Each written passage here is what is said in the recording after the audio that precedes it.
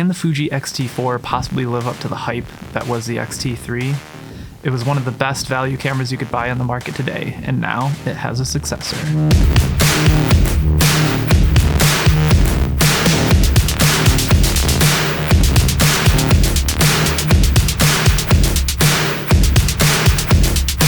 So the Fuji X-T3 has been one of my all-time favorite cameras ever since it came out. It was a price to performance ratio that was pretty hard to beat in any other camera. Despite it not being full frame, it was one of the best performing cameras that you can possibly buy, especially for the price. So the Fujifilm X-T4 features a brand new, larger capacity battery, 6.5 stops of in-body image stabilization, a fully articulating LCD screen, a brand new film simulation, a completely overhauled shutter unit that's pretty much silent, as well as full HD 240 FPS recording. The new X-T4 has a dedicated switch where the metering options used to be on the X-T3, and that will switch between movie and photo modes. Now, when you switch to movie mode, you get a different set of menus in the camera, so it basically switches over to a dedicated movie menu system.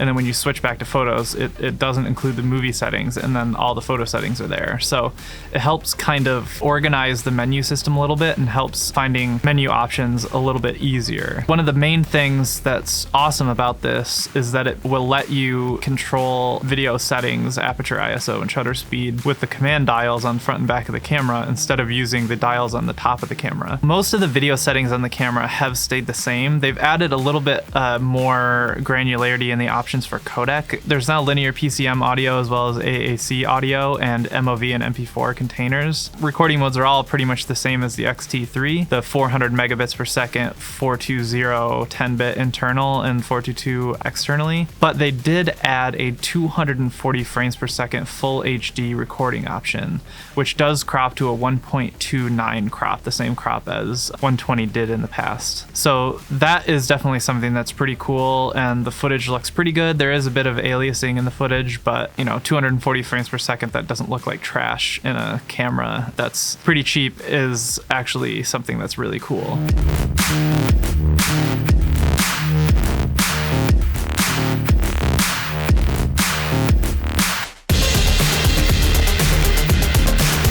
So with the addition of this new battery, the X-T4 is actually a slightly larger camera.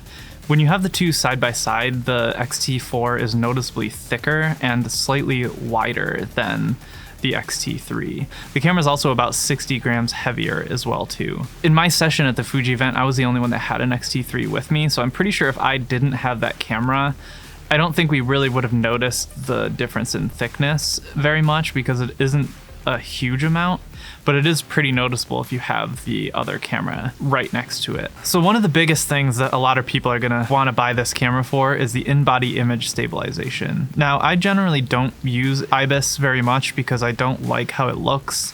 I think it looks very unnatural if you're shaking, and it'll be really, really steady and then it'll very mechanically jerk to one side and then jerk back again. I don't like that look, so generally I would rather just have a more substantial shoulder rig for a camera and then hand hold it, because that looks more natural and cinematic than a very mechanical, electronic looking jolt left and right when the IBIS is trying to catch up with a fast movement of the camera. That being said, this camera has 3 different settings for IBIS. There's the standard IBIS mode, there's IBIS plus digital stabilization, which does basically in-body warp stabilization from Premiere, that kind of thing. And then there's also IBIS boost mode, which is basically upping the gain on the gyro motors basically to be more aggressive with its stabilization. So the thought process behind that is sort of becoming like an electronic tripod. So it's a much more aggressive mode when you're really, really trying to stay completely still. Honestly, when I tried it back to back with just the normal IBIS mode, I actually found the normal IBIS mode to work a little bit better when I was just trying to hold the camera steady. According to Fuji, the normal IBIS mode is more like if you're, going to be panning the camera around, it's going to be a little more gentle with the transition from being steady to moving. but I actually found that the normal IBIS mode in a static handheld position actually was less shaky than the boost mode, which kind of is more aggressive about stabilizing the camera.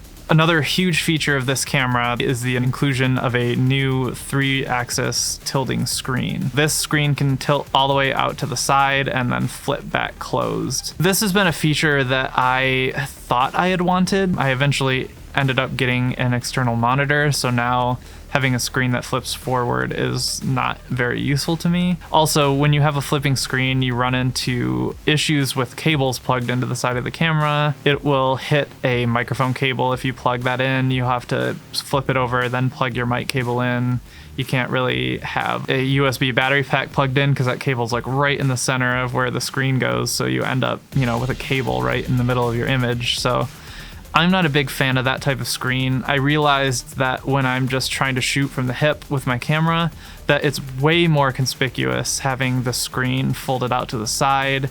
It also feels like amateur. I don't know, it just feels weird. It feels delicate. Like if I were to drop the camera with the screen out to the side, I'm pretty sure the screen would break off. So to me, it just feels a little bit more flimsy, a little bit more cumbersome than just having the screen in the back that just folds up like we're used to. But obviously, there are some people who do want a screen that folds all the way forward. I do love the ability to fold the screen flat and have no screen on the back. I actually think that's pretty nice, and I ended up doing that most of the time when I had this camera, was have the back screen completely closed just to basically walk around more with like a film camera. So that to me was pretty cool, but it seems like there are two polarized sides of this issue. Some people that just like absolutely want to have this folding, flipping, fully articulating screen, and other people that were just happy with the previous screen. So I'm very curious as to why they didn't go with the screen from the X-T100, which basically did both. It would fold out to the front as well as fold up in a waist level position to the back of the camera like you're used to on the Fuji cameras. I really think it's an interesting thing that they just didn't include that type of screen, because it would have satisfied everybody. I think if I used the camera more, it might grow on me, but initially I just found it a little weird. So the X-T4 has a completely redesigned mechanical shutter. I was actually pretty astounded when I first took a picture with this camera. The shutter is nearly silent in its fully mechanical form.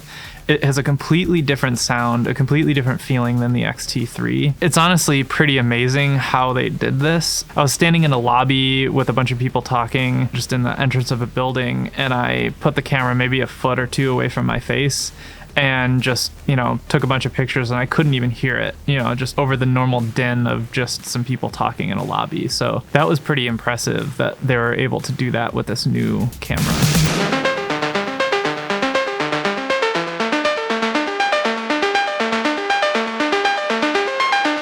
So another new addition to this camera is a brand new film simulation called Eterna Bleach Bypass. Bleach Bypass is basically a technique that you can use when developing color negative film by skipping the bleaching step of the film developing process. Basically, you're leaving the silver on the film, so basically what you end up with is a black and white image basically overlaid on top of your color image, and it gives this it yields a really interesting look. Usually when I think of Bleach Bypass, you think of something that's pretty high contrast and a little bit of a kind of an overpowered look, but it's definitely pretty understated as far as Bleach Bypass goes. Bleach Bypass film simulation with the new film image tonality adjustments from the X Pro 3 that were ported over to the X-T4 is a really awesome combination and can yield some really cool, fun in-camera JPEG effects that I really enjoy using. I believe that this new camera will be satisfying a lot of people that were asking for in-body image stabilization and the fully articulating screen. I think there's going to be an interesting shift in the upcoming months after the camera is released, where more and more people, especially YouTubers, are going to be switching over to the X-T4 because of that flip-out screen, the 4K 60, and all these benefits that, cameras like Sony are honestly just lacking at the moment. The X-T4 has me excited for the future of Fujifilm cameras, and I, for one, can't wait to get my hands on one.